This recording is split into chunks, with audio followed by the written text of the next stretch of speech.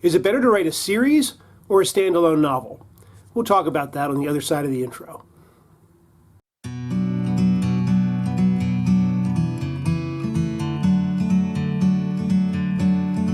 Hi, I'm John Gilstrap, author of the Jonathan Grave thriller series, and today we're going to talk about whether it's better or worse to write a series novel versus a standalone novel.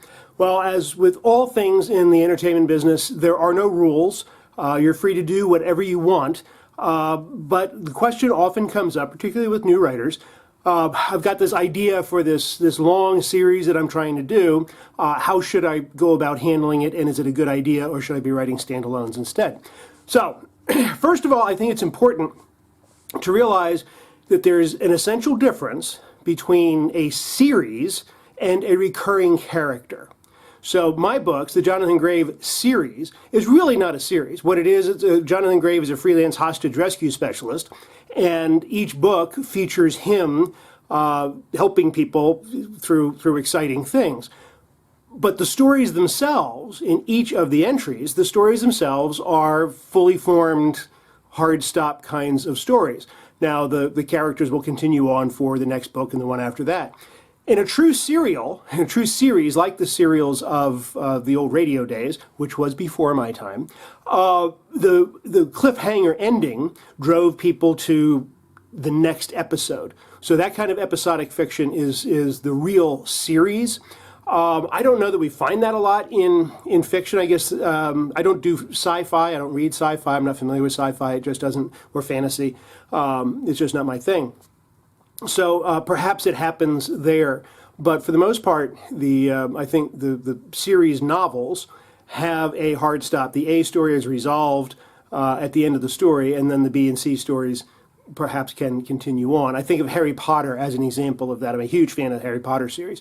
But the A story, whatever it was, the Prisoner of Azkaban, or whatever was happening, whatever the focus of that book was, that story is resolved by the end of the story. So that's the difference between a series and a recurring character. For our purposes here, I'm going to lump them both together because it's the easiest way to talk about these things. Series provide tremendous opportunities for authors to develop a deep fan base and to churn out a lot of books in a world with which they're very familiar. I enjoy writing a series. Writing a series, frankly, I find at this juncture to be less difficult. I know what the world is. I know what the characters are. I know how they react to things. It's kind of like wearing a pair of comfortable shoes to write these things, and it helps that they're well received. In many ways, that first book that you write in the series is the most important one, and here's why. That's where you establish your world. Everything that you write in that first book, you need to think it carefully through because you're stuck with it for a long time. So a bad decision in book one, it continues to haunt the story all the way through book 20 or 25 or however long the series runs. In my case, when I started the Grave series, I knew that I wanted it to be a series. So in setting up his world, not only is he a freelance hostage rescue specialist, but he's also a philanthropist. He is the benefactor of a home for the children of incarcerated parents called Resurrection House. It's associated with the church that is next door to him. Excuse me. I haven't exploited that opportunity yet, but the specific reason I established Resurrection House was so that, they're the kids of incarcerated parents, right? There's a lot of dramatic opportunity there in case I needed to use it. So when you're starting out with your series, I think it's a good idea to kind of plant seeds for yourself downrange that can grow stories in the future. You don't have to always use them, but they're there if you want them. Now, let's talk about selling a series. Now, my first 5 books were standalones, and they did reasonably well. So when I pitched the Grave series back in 2007 or 8, I pitched it as a series, but I had a track record behind me. So I was able to sign a contract for 2 books in the series, and with fingers crossed that it would do well and that there would be future books out of the series. I just signed a contract for numbers 12, 13, and 14, so it's doing pretty well. But if this is your first book, be a little bit careful about how you sell this thing and how you write the first book. You know, first books are hard. It's hard to get the readership. That you don't know how they're going to perform. Fingers crossed, everything goes really, really well. But you don't want to have a series storyline that requires 5 or 6 books to resolve, and in fact you only get to tell the story in one book, and then the market evaporates. A question that comes up a lot is whether or not, as a new writer, it's best to write the entire series and then try to sell it, or is it better to write the one book and then pitch the others downrange?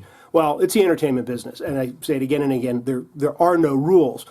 But for me, I think it's a much better idea to write the first book and sell it with the idea, to pitch the idea that there will be further books downrange. That way, if you sign a 1-book deal or a 2-book deal to begin the series, you actually get paid the advance. You get paid to write the next books that are downrange. In fact, I'll link to a video I did how authors get paid.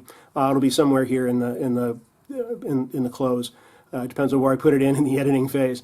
So just remember to resolve that A story when you don't want to cheat the reader. A true cliffhanger, a book where the final page, something is about to happen, and then the reader thinks, what, did they not print the last page of the book? You know, that kind of a true cliffhanger, I think is cheating, and I think it just angers the audience. All right, so that's all we got for now. You got any questions, further questions that I confuse you at all? Write them in the comments, and I'll get to them and respond as soon as I can. Please subscribe to my YouTube channel. There's going to be a link up here to do that, little round circle. Subscribe to the YouTube channel, particularly those of you who are watching on Facebook. You know who you are.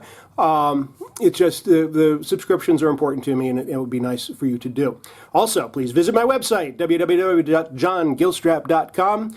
Visit my Facebook page, John Gilstrap Author. Twitter, I'm at John Gilstrap. And if you don't do any of that stuff, please take care, and please keep reading. I'm John Gilstrap.